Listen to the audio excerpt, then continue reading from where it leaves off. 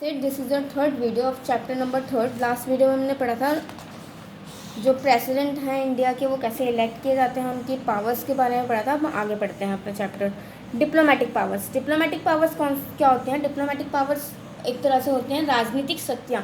राजनीतिक शक्तियाँ मतलब हमारा जो इंडिया है, हमारी कंट्री जो है, वो अदर कंट्रीज़ के साथ जो रिलेशन होते हैं उसको अच्छा बनाए रखना होता है, ताकि जब भी हमें आगे जाके अगर इन फ्यूचर हमें कोई लॉस हो जाता है या किसी से फाइट हो जाती है, तो जिन कंट्रीज़ के साथ हमारे रिलेशंस अच्छे हैं वो हमारी हेल्प करें। और इंटरनेशनली जितनी भी ट्रीटीज़ होती हैं और जो एग्रीमेंट्स होते हैं इंटरनेशनल लेवल पे, वो सारे जो होते हैं वो प्रेसिडेंट डील करते हैं, प्रेसिडेंट के बिहाफ पर होते हैं।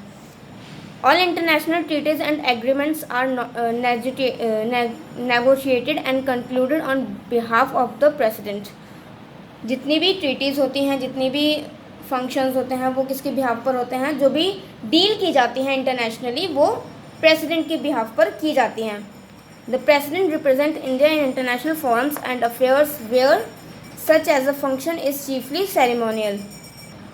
इंटरनेशनली अगर कहीं पर भी इंटरनेशनल में इंडिया को जहाँ पर रिप्रेजेंट किया जाता है, वहाँ पर इंडिया को रिप्रेजेंट करने हमारे प्रेसिडेंट जाते हैं। और किसी भी फंक्शन में, कोई फंक्शन हो, कोई डील हो, कुछ भी हो, वहाँ पर इंडिया को रिप्रेजेंट करने हमारे प्रेसिडेंट जाते हैं। उनके थ्रू वो हमारे इंडिया को रिप्रेजेंट किया जाता है। द प्रेसिडेंट में also send and receive diplomats like ambassadors and high commissioner. जो प्रेसिडेंट होते हैं वो इंडिया से और अदर कंट्रीज़ से, इंडिया से जो हमारे डिप्लोमेट्स होते हैं जैसे राजदूत या कोई असिस्टेंट होता है, उनको किसी अदर कंट्रीज़ में भेज सकते हैं और किसी अदर कंट्रीज़ से अपने कंट्री में भी बुला सकते हैं। आगे पढ़ते हैं एमरजेंसी पावर्स के बारे में कि एमरजेंसी पावर्स क्या होती हैं और कौन सी पावर्स होती हैं। When there is a threat to the state by war और एक्सटर्नल एग्रेशन और internal rebellion take places, or in case of financial crisis, then an emergency for the entire country is declared. अगर कभी भी emergency पड़ गई, जैसे कि किसी भी अदर स्टेट ने हम पर हमला कर दिया, या फिर कोई अग्रेशन या फिर कोई लड़ाई हो गई, कोई वॉर छिड़ गई, तो उस सिचुएशन में क्या होता है, कंट्री को बचाने के लिए, कंट्री की सेफ रखने के लिए एमरजेंसी लागू करनी पड़ जाती है। किसी भी प्रॉब्लम की सिचुएशन में क्या होगा, एमरजेंसी लागू करनी पड़ सकती है कंट्री में। President of India declares emergency on the advice of the union cabinet. Union cabinet की एडवाइस पर जो प्रेसिडेंट होते हैं वो हमारी कंट्री में एमरजेंसी को लागू कर देते हैं। आगे पढ़ते हैं the prime minister and the council of minister. अब हम पढ़ते हैं प्राइम मिनिस्टर के और मिनिस्टर्स के बारे में पढ़ते हैं, काउंसिल्स के जो मिनिस्टर हैं उनके बारे में पढ़ते हैं। The prime minister of India is the chief government head of the government of ministers and the leader of the majority power in parliament. जो प्राइम मिनिस्टर होते हैं, प्रधानमंत्री जो होते हैं, वो हमारे गवर्नमेंट के चीफ होते हैं, हेड होते हैं, काउंसिल ऑफ मिनिस्टर्स के हेड होते हैं, और पार्लियामेंट में जो पार्टी है उसके लीडर होते हैं। The Prime Minister leads the executive branch of the government of India. जो प्राइम मिनिस्टर होता है वो इंडिया की जो एग्जीक्यूटिव ब्रांच होती है उसको भी लीड करता है, उसको भी वो चलाते हैं। The Prime Minister is appointed by the President to assist the latter in the administration of the affairs of the executive. Prime Minister is appointed by the President. Prime minister को president द्वारा appoint किया जाता है, किस लिए? कार्यपालिका में जो भी काम होते हैं, जितने भी एडमिनिस्ट्रेटिव वर्क जो होते हैं, उनको अपॉइंट करने के लिए, उनको देखने के लिए कि वो काम सही हो रहे हैं या नहीं। The present prime minister is Narendra Modi since May 26, 2014। अभी जो हमारे फ़िलहाल जो प्राइम मिनिस्टर हैं वो हैं मिस्टर नरेंद्र मोदी, जो कि कब से हैं? 26 मई 2014। 26 मई 2014 से मिस्टर नरेंद्र मोदी जो हैं वो हमारे प्राइम मिनिस्टर हैं। The prime minister is always a member of parliament and is accepted to work with other ministers to ensure the passage of bill through the legislature. जो प्राइम मिनिस्टर होते हैं वो parliament के member होते हैं और वो क्या करते हैं, वो जब अदर प्राइम मिनिस्टर्स के साथ काम करते हैं पार्लियामेंट में जब बिल को पारित किया जाता है.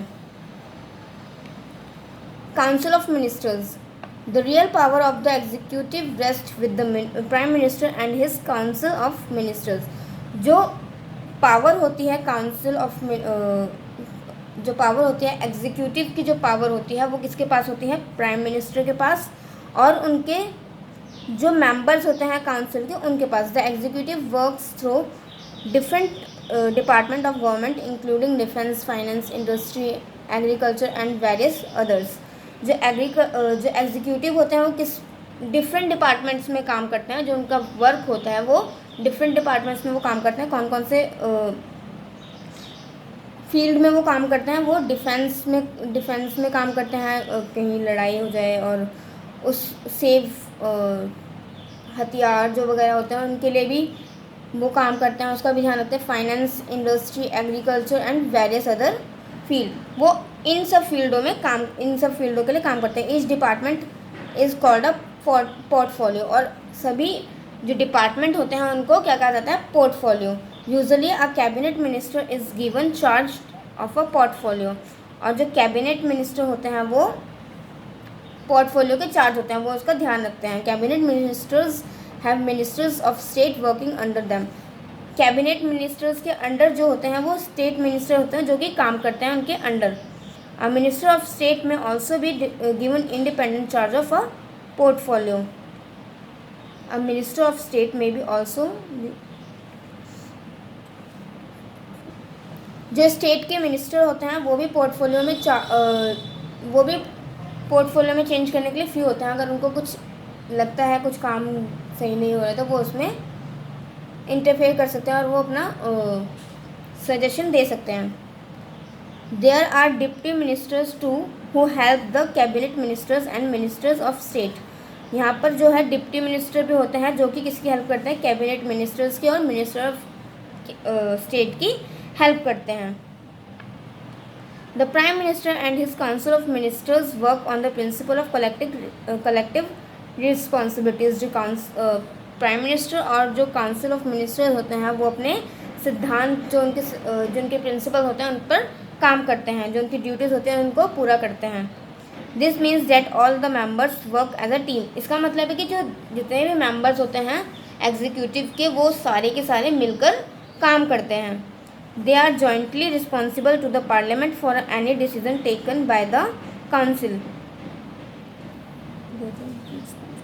वो जितने भी डिसीज़न लिए जाते हैं पार्लियामेंट में काउंसिल के द्वारा वो सब जो डिसीजन लेते हैं वो मिलजुल कर लेते हैं.